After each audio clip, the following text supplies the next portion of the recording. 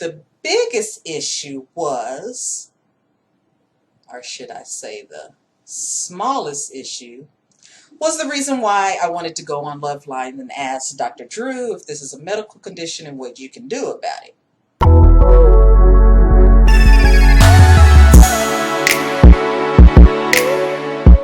Hi Dawnies, welcome back to my channel.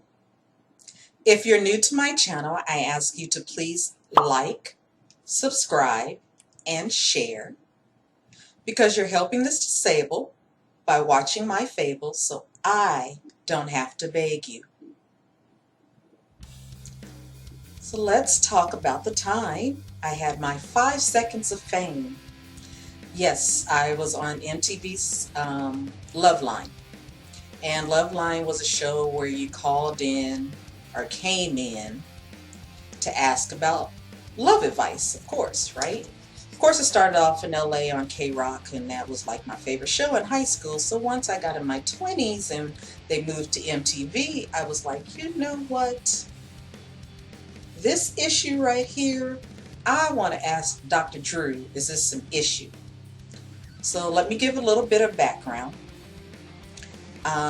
Prior to me going on the show, I had dated this guy like 5 years prior, and then he happened to come back into my life, but there was a couple of things that I was like, I need to know first before I have him come back into my life. Now this guy was totally different from all the other guys I had dated. He was what you would deem a nice guy. As you guys know, I used to like the bad boys. You know, when you're young and dumb and don't know any better, that is not the thing to do. But, you know, everybody calls themselves liking a challenge, or we silly women think we gonna change a man. No. Anyway, so back to the nice guy. So the couple of flaws that were about the nice guy, and yes, I have to give you background before I tell you what I did on the show. When we first started dating, he was living with his mom, and after we finished eating, he would say, oh, just put the dishes in the sink, she got it, basically saying his mom is going to take care of it, which that should have been red flag number one, because once he moved into his own place and I would come over, why did he have piles and piles and piles and piles of dishes in the sink? So, I hate to say it, but I fault his mother for spoiling him. But that wasn't so bad. His second issue, he had what I believe was halitosis. And yeah, that's a problem. But the biggest issue was, or should I say the smallest issue, was the reason why I wanted to go on Loveline and ask Dr. Drew if this is a medical condition and what you can do about it.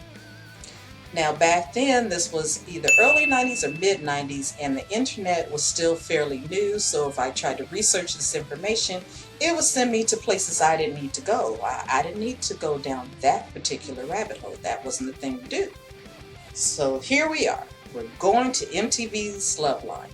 So I called the I called the 1-800 number, gave them my story.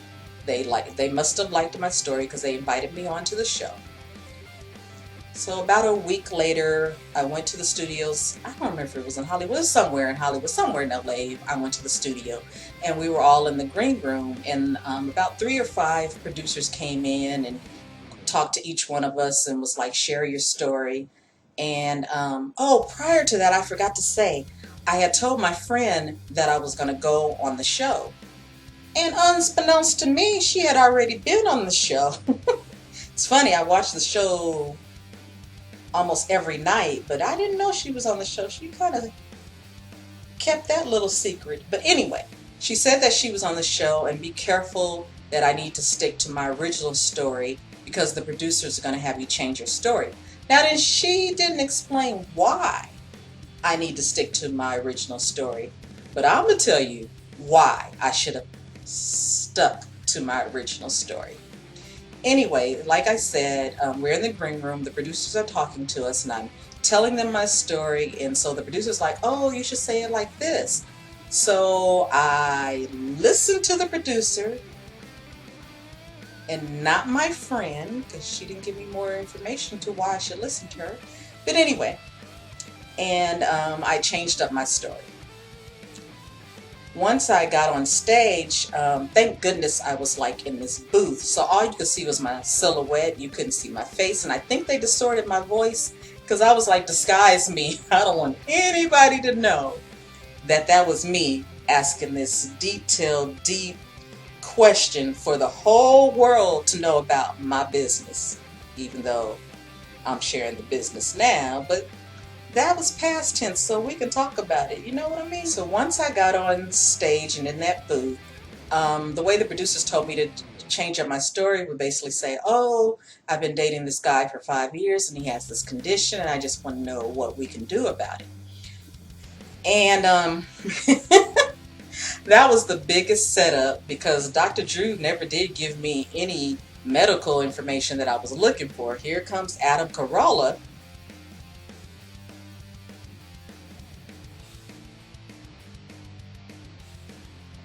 making all kind of jokes and dogging me out and just I can't really go into it. I can just tell you inside I felt so humiliated. Like I said before, I'm so glad I was in that booth and nobody could see me because I was humiliated. I was like, oh, so this is why they get you to change up your story. So Mr. Carolla over there can dog you out. And I don't know when Dr. Drew's ever going to answer my question. So, but I am glad I was the first one out of the group to go so I can get it over with. So once I left the booth, I just tucked my tail between my legs and got skedaddled out of there. So that's my story of my 5 seconds of fame being on MTV's Lovelines with Dr. Drew and Adam Carolla. Now, Dawnies, remember to toast to life because it always makes for a great story. And if you're ever invited to a TV show and the producers tell you to change up your story, stick to your original story because they're just trying to ridicule you. So I ask you to please like and share this video. Check out my other content on the channel. Please remember to subscribe and hit the notification bell. And I'll see you next week. Bye.